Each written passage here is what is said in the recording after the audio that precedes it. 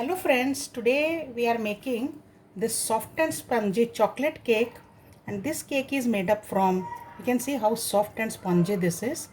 This cake I have made from the leftover breads or the bread corners and sides, etc. So let us see how to make this. So I have breads here. These are leftover or wastage breads.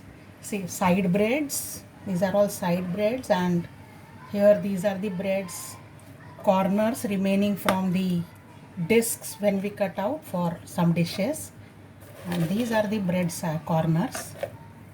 So all these wastage breads I collect in a box, so I have lots of them now. So we will make a cake out of these. So first I will grind them into a mixer. So I have ground them into mixie jar. So I have already filled one into this measuring cup. So this is 1 cup and I have some more here. Let us see how that much happens to be. So that is almost half of this. So it is 1.5 cups in all. And I will take half cup of suji.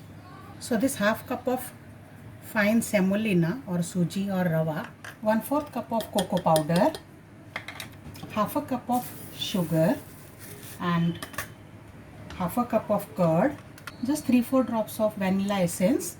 You can add any other essence or you can completely ignore if you do not like it.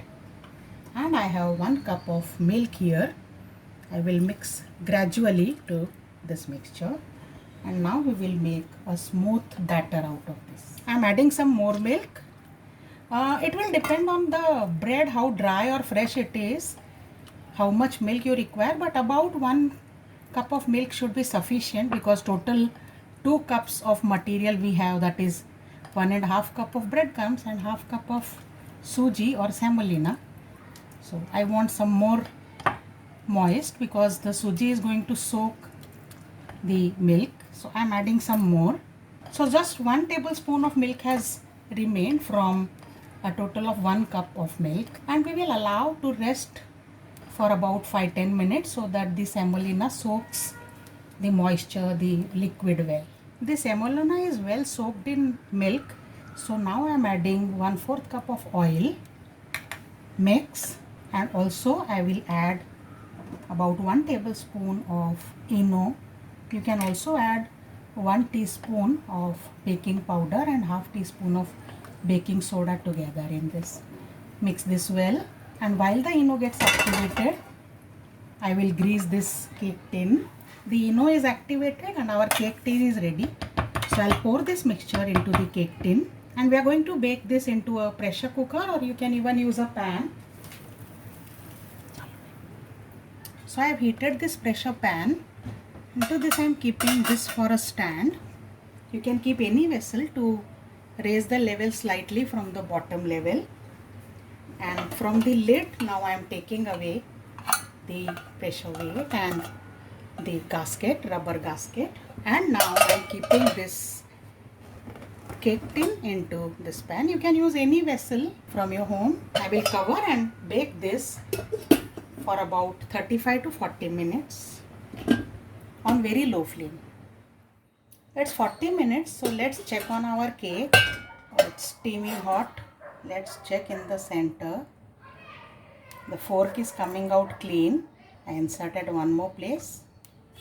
The fork is completely clean, so cake is baked well, but still we can see the steam coming out, so it's very hot. I take this out and we'll allow this to cool for 10 to 15 minutes. We will demold the cake now. The cake has cooled down slightly.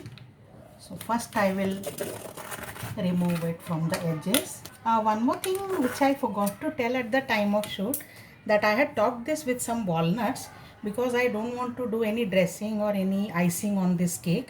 If you are planning to do some icing, then you can skip this. Now let me take this out onto a plate. So cake is removed from tin, and now I'll turn it over, and our yummy cake is ready. You can use it as a tea time cake, or you can decorate it and have it as a rich cake with some fresh cream on it or fruits, or you can make a ganache and top it with that. and it's very soft and spongy cake that I will show you with one slice. And here is the slice of the cake. So soft and spongy, still steaming hot. I'm finding it difficult to hold. So next time, don't throw away your bread leftovers. Use them.